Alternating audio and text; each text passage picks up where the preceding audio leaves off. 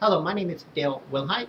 I'm in Waikiki, Oahu for one more day, and then I'll be heading for Florida and then on to Jackson Hole, Wyoming. If you want to find anything about me, you can go to MySpace or Facebook. I have an account there, or accounts there, and I'm also on Twitter. This here is a concept of mine that's a few years old, that if it was enacted or became a reality nationwide, it would cut down on the number of motorists being killed in police pursuits. It would also help stop some of the accidents and injuries and deaths as a result of an ambulance, on their way to, a call, emergency call, or a fire truck on his way or their way to a fire call. And if my idea became a reality, I think we would cut maybe in half the number of deaths uh, that are attributed to these emergency vehicles, as they try to make their way to help people out, or if it's a police primarily trying to stop a bank robber or a murderer or something like that. Unfortunately, sometimes motorists are killed in these police pursuits, and I personally don't blame the police officers. I blame the person running from the police.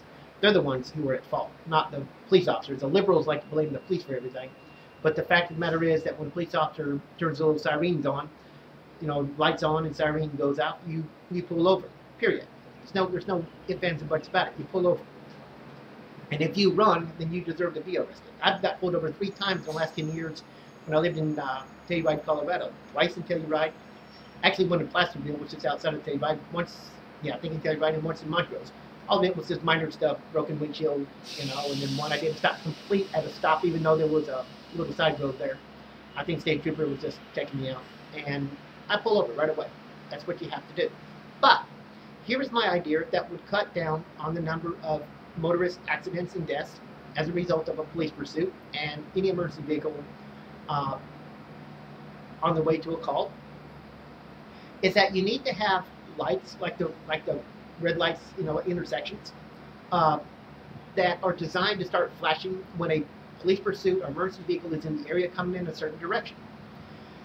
On the side of this is primarily for cities now. Let me make that very clear, like LA or San Antonio or Miami or Minneapolis, Minnesota.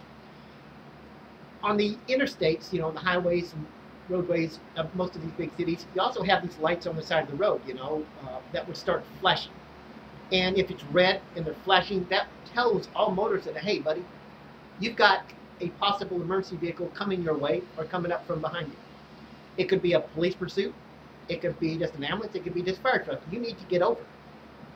That's what these lights would do.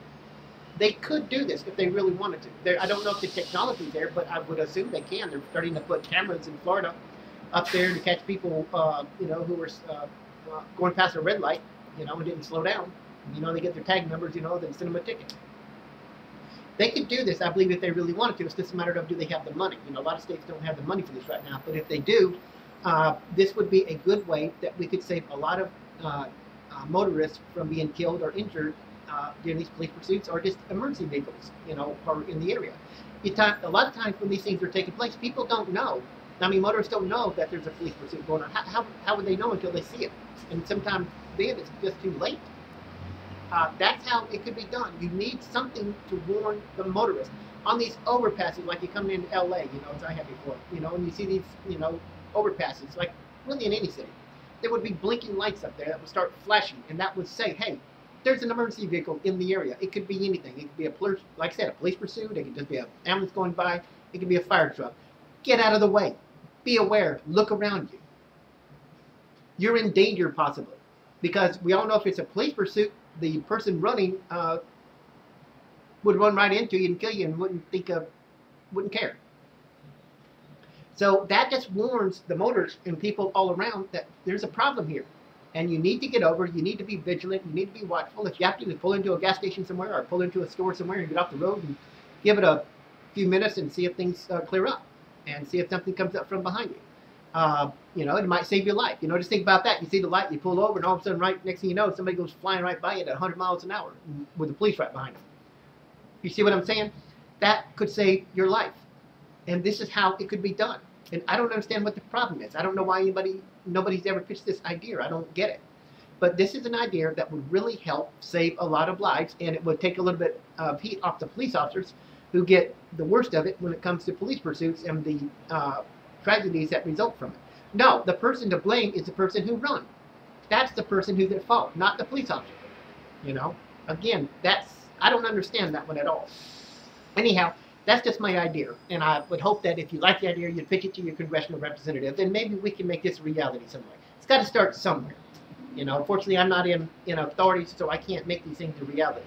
But if I ever get that far up, you can be sure this is just one of several hundred I'm going to be working on.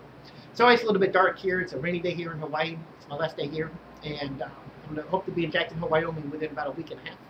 It's going to take me about 4 or 5 days to get there, but I enjoy the drive. I'm going to have to fly back tomorrow, though, to Florida. But won't get there till Sunday. But, you know, it's fun. Anyway, it's a rainy day here. It's cloudy, and it's been hot. I got a little bit of a sunburn up here. I've enjoyed it. My 5th trip here, and looking forward to moving to Jackson Hole, Wyoming, and I'm sure everybody can work there. Took a leave of absence from my job. You know, might go back, but probably won't. I'm looking for a new adventure. Anyhow, if you like this idea, please pitch it. Please keep it alive, you know, and maybe we can stop some of the deaths and accidents out there. Again, it works primarily in the bigger cities, but eventually the technology could be extended into the countryside, you know, because you have police chases there too, police pursuits, and people get killed out there too. You know, we want to concentrate mainly on the cities right now. That's where the most danger is at, and that's where most of the police pursuits take place.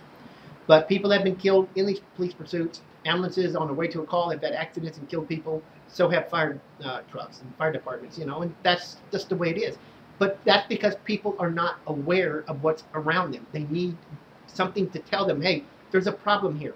There's an emergency vehicle coming up behind you, or maybe coming the other direction. It could be a police pursuit. You need to get over it. You need to be vigilant. You need to watch. That's all it is. Thanks for your time. And again, if you want to find anything about me, go to MySpace or Facebook, where I have an account. My name's Dale Wilhite.